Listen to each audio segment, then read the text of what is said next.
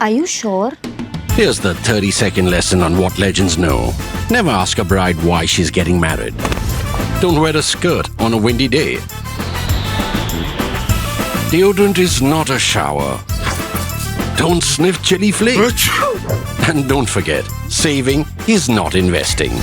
Legends don't just save, they invest in mutual funds. Mutual fund investments are subject to market risks. Read all scheme-related documents carefully. As I speak, a dozen reporters of The Print are thumping or pounding the pavements in cities, small towns and villages across the country to bring to us detailed accounts of what's driving the people's choices in this election. It's probably a giveaway, yes. I'm making an appeal to you to sustain our journalism by subscribing to The Print. Let me now come to the subject of this episode of Politically Correct. The 2024 general election is all about Prime Minister Narendra Modi. Opposition leaders won't say why they deserve to be elected to power. They are virtually telling the voters that if they re-elect Modi, they will be responsible for what they say, destruction of the constitution and democracy. You are all very keen political observers, so I won't waste your time talking more about this Modi-centric election. In this episode, I'm going to talk about some individual candidates, all of whom may not be big names, but whose victory or loss may reshape politics in several states with an obvious bearing on national politics. I have identified 6 of them, although there are many, many others. These 6 are fighting mini battles in distant corners of the country. Let me start with Chandrashekhar Azad, who contested from Nagina. The 37-year-old Bhim Army founder was the sole candidate of his Azad Samaj Party or ASP in the general election. He has had many false starts in his political career, even though there is near unanimity about his potential at a time when there is almost a vacuum in Dalit politics in India. Self-styled leaders of the scheduled castes like Mayawati, Prakash Ambedkar, Ramdas Athawale, Jeetan Majhi and T. Thirumavulan, among many others, although I'll keep my fingers crossed about Chirag Paswan, they are fast losing or have already lost their support base. Most of these self-proclaimed Dalit parties have become mere pressure groups. The biggest of them, the BSP, won just 1 seat in the 403-member UP Assembly in 2022, with a vote share of barely 13%. Unlike these leaders that I mentioned, Chandrashekhar Azad is a street fighter who has caught the fancy of the Dalit youth in many states. His biggest drawback has been that he is still not seen as someone with a steady vote bank. Neither the Congress nor the SP warmed up to his overtures for an alliance in this election. In the 2022 Assembly election, Azad had contested against Yogi Adityanath in Gorakhpur, but ended at the 4th position. The silver lining for him then was that he got 7640 votes, just 383 votes less than what the BSP got. In the 2024 Lok Sabha election, Azad made enough a splash in Nagina for Mayawati to send her nephew, Akash Anand, to the reserved constituency to target her, what you may call, putative challenger in the Dalit electoral space. If Azad manages to enter the Lok Sabha this time, it would herald the arrival of a new Dalit face who can potentially redefine Dalit politics. But if he loses in this election, the leadership vacuum among Dalits would expedite their march towards the BJP in the absence of a more eager suitor. The second candidate I am going to talk about is Anil Anthony, the BJP candidate in Pathanamthita in Kerala. Son of Congressman A.K. Antony, Anil Anthony may not yet look like a person who can impact Kerala politics. Suresh Gopi in Thrissur is the BJP's best bet in Kerala, followed by Rajiv Chandrasekhar in Thiruvananthapuram. But it's not about Junior Antony's individual victory or loss or his standing. He is the face of the BJP's fresh social engineering attempt. Suresh Gopi is an actor. I mean, he has his own fan following, even among a section of the Christians and Muslims. If Gopi wins, it will be about his popularity as a film star, not about the BJP's organic growth in Kerala. Similarly, if Chandrashekhar wins in Thiruvananthapuram, it will reflect how the BJP has finally realized its potential in a constituency where it made inroads over decades without tasting success. I am not saying they are going to win, I am just talking hypothetically. As it is, the BJP has realized that for it to become a big political force in Kerala, it has to have the support of either the Christians or the Muslims. And both communities constitute about 46% of the population. The BJP has therefore been wooing the Christians, who constitute about 18% of the population. Given Prime Minister Modi's popularity and growing talks in public space for a third alternative in Kerala, 2024 is the BJP's best hope to emerge as a third alternative in an otherwise bipolar polity. That is, if the party can build on the purported divisions between the Christians and the Muslims. Mind you, I said purported. That's what makes Anil Anthony so important in this election. It's not about his stature or how big a leader he is. It's about how, if the BJP wins this seat, it will be the success of its social engineering formula.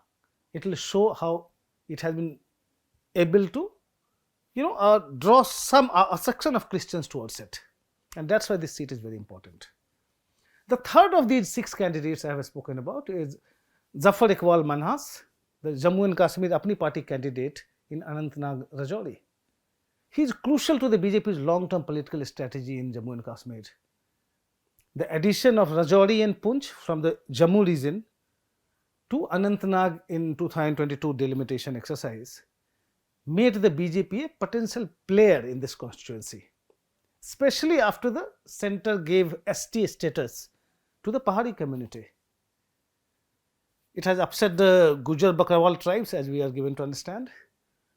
The Election Commission of India's decision to postpone the election in this constituency from the 7th of May to the 25th is therefore viewed with suspicion by the opposition parties, because Gujar Bakarwals start their seasonal migration in the first week of April, and given that there is this sense of disquiet or unhappiness among Gujar Bakarwals about ST status to the Paharis, their migration, as the National Conference claims, can dent its vote bank. While the BJP has not fielded its candidate in this constituency, Anantnag Rajouri, it has unsaid allies in the fray in the form of Altaf Bukhari's Apni Party and former CM Ghulam Nabi Azad's Democratic Progressive Azad Party, DPAP. While the Apni Party has put up a Pahari candidate, the DPAP is likely to eat into Kashmiri votes that would otherwise have gone to or otherwise go to the National Conference or the PDP. Poll victory of a candidate from a friendly outfit like the Apni Party, I am talking hypothetically, a possible poll victory of a friendly outfit like the Apni Party in Anantnag Rajouri would open the door for the BJP into the Kashmir Valley. The fourth candidate on my list is Geetha Shivaraj Kumar, the Congress candidate in Shivamogga in Karnataka. She is crucial to the political future of former Karnataka CM B.S. Yediyurappa. His son B.Y. Raghavans is the sitting BJP MP there. Making it difficult for Yediyurappa is former Deputy CM K.S. Ishwarappa, who has entered the fray for a sort of revenge contest. Ishwarappa holds BSY responsible for the denial of the BJP ticket to his son in Haveri. A possible split in BJP votes is likely to help the Congress candidate, Geetha Shivaraj Kumar, who is the daughter of former Chief Minister S. Bangarappa and wife of actor Shivaraj Kumar. Prime Minister Modi has given a free hand to BSY in this election, right from picking candidates to formulating the party's electoral strategy. BSY is he is supervising the entire thing. In fact, the BJP High Command giving him so much power this time has invited flack, because people say that the party is promoting dynastic politics again. BSY's second son, Vijayendra, he is the state BJP chief. Well, BSY is walking on thin ice. He does not get along with Modi Shah, but they are indulging him today given the high stakes in the Lok Sabha election in Karnataka. More than the results of any other seat, Shivamogga holds the key to BSY's future standing in the BJP. If Geetha defeats BSY's son in Shivamogga, that's likely to seal the fate of the 81-year-old leader. But if she loses and the BJP also does well, overall in Karnataka, the BJP High Command will have to think of some ingenious ways to persuade Yodurappa to step aside and make way for a new generation of leaders.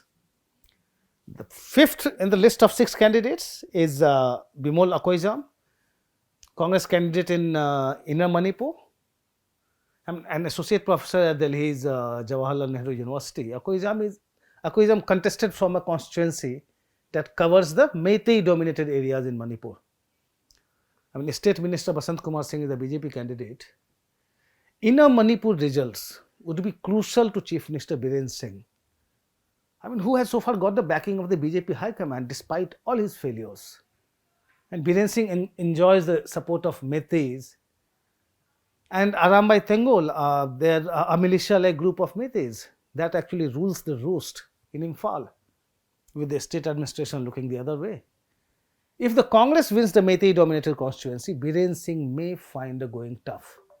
In the BJP, you can get away with anything, only as long as you deliver in elections. But if the Congress candidate loses, the High Command may see more reasons to continue with Biren Singh. It's anybody's guess what will happen to Manipur then. The last candidate I have is K. Annamalai, BJP candidate in Coimbatore. You may be wondering why I have come to Annamalai in the end. Well, that's because the people across the country watch him so closely that I don't have to explain much. I have chosen Coimbatore, not Kanyakumari, because Kanyakumari already has a sizable Hindutva vote bank and the BJP won the seat as recently as in 2014. In Coimbatore, the BJP won in 1998 and 1999, but those victories were under the shadow of communal riots and serial blasts. The BJP never won the Coimbatore seat after that. That is why if Annamalai wins, it may signal the advent of a new era in state politics. It would mean the BJP's success in shedding its Hindi party tag in Tamil Nadu. His victory will not only announce the arrival of a new leader on Tamil soil, but also establish the BJP as the third alternative in the run-up to the assembly election in 2026. A Gounder at the helm of the third force would also enable the BJP to expand its footprints in the western region at the cost of Palaniswamy's AIDMK, of course. But if Annamalai fails to end this 2.5 decades long drought for the BJP in Coimbatore, even under PM Modi's leadership, it will be a big setback to the BJP's dream of expansion in the Dravidian land. Before I wind up, let me talk about the emergence of another politician who is contesting an assembly bypoll in Jharkhand. That is Kalpana Soren, wife of former CM Hemant Soren, who is in jail.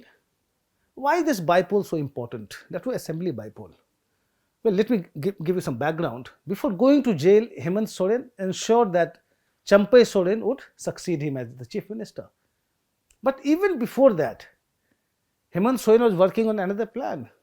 You may remember how JMM MLA from Gandhi assembly seat, Sarfaraz Ahmad, resigned in January 2024. That was the time when the ED was turning the heat on Hemant Soren in the land scam case. Hemant Soren got Sarfaraz Ahmad into the Raj Sabha just a few weeks later, and now Kalpana Soren is contesting the assembly bypoll. We just need to put 2 plus 2 together. Are we looking at the possibility of another Rabri Dev experiment in Jharkhand? All I can say is your guess is as good as mine. This is all from me in this episode of Politically Correct. Thanks for watching.